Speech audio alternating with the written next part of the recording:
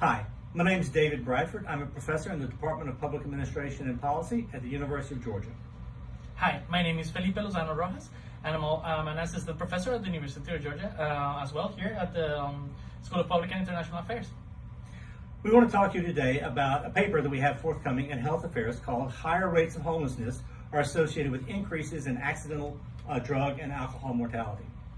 There is a literature that exists examining the relationship between housing instability, primarily evictions, and substance-related mortality. Substance-related mortality being opioids, alcohol, and stimulants like cocaine. There isn't, however, an understanding of what that relationship is for homelessness and those substance-related mortality, and that's the question that Felipe and I are addressing in this paper. We took data from the Department of Housing and Urban Development point-in-time census of homelessness in the United States over several years and combined it with data from the CDC on mortality rates to look at what is the relationship that we could see between homelessness in the U.S. and these particularly important sources of mortality.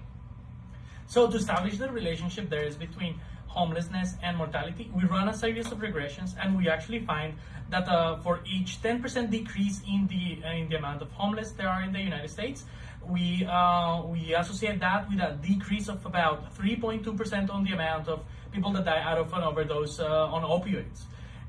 Actually, if we want to put that in the actual numbers of lives saved that entails, if we look at what is the 1% change in homeless, that accounts for about 4,500 people. If we reduce some homeless, the amount of homeless there are in such a number, we will be actually saving 70 lives per year. And we also find that the effect is about half of that when we look at cocaine and alcohol mortality.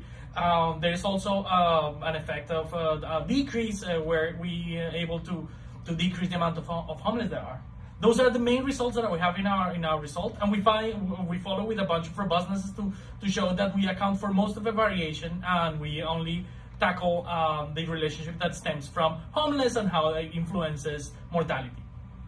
So while this is only the first paper to ask this question, we hope there will be many others that follow along after us.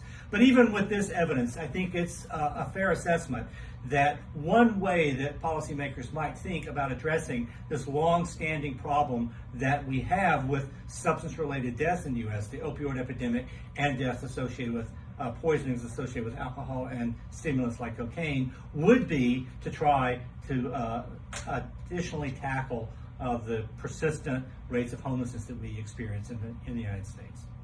Thank you very much. Thank you.